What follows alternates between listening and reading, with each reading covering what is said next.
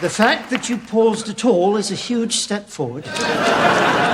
Hello everyone. The mention of Cheers in the 5th episode of the Frasier reboot reinforces the necessity for the return of the original cast, after the Paramount Plus project was unable to secure the original ensemble's return. Kelsey Grammer's third appearance as Frasier Crane features the debut of a completely new cast. Reuniting Frasier with his friends and family in Seattle was the original plan, which allows for a more straightforward continuation of the Cheers spin-off. Sadly, Grammer and his crew were forced to come up with an unconventional idea for Frasier's last act after David Hyde Pierce declined the chance to play his beloved character Niles again. Frasier is readjusting to Boston quite well after 5 episodes of the revival, albeit not without some bumps along the road, driven by his need to get back in touch with Freddy.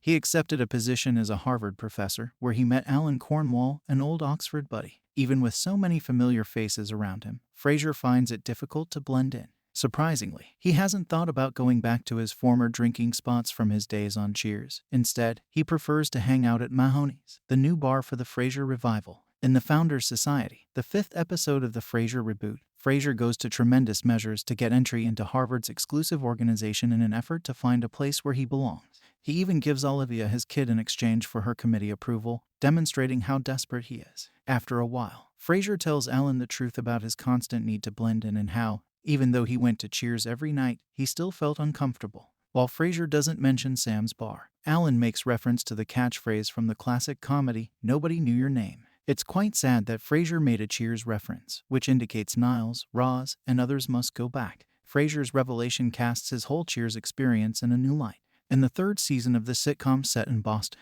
he made his debut as an antagonist to Sam and Diane's love story. Because Grammer was so excellent in the part, he continued to appear in Cheers until season 11, even after Shelley Long's Diane departed in the 5th season. It's unfortunate that Frasier, who is approaching his golden years, is still searching for a place where he feels accepted. The good news is that he won't have to go far to discover the type of satisfaction he seeks. Surrounded by friends who welcomed him for who he was, Frasier embraced his full self upon his return to Seattle. Hence, in the revival, his personal problem will be resolved by bringing back the original Frasier team. Both Daphne and Roz, for all their differences, really loved him while they were together. That being said, given how similar the Crane brothers are, being near Niles will especially help with this issue. Observing his brother's unapologetic self inside a loving family will serve as a reminder to him that he doesn't have to alter who he is in order to be really appreciated.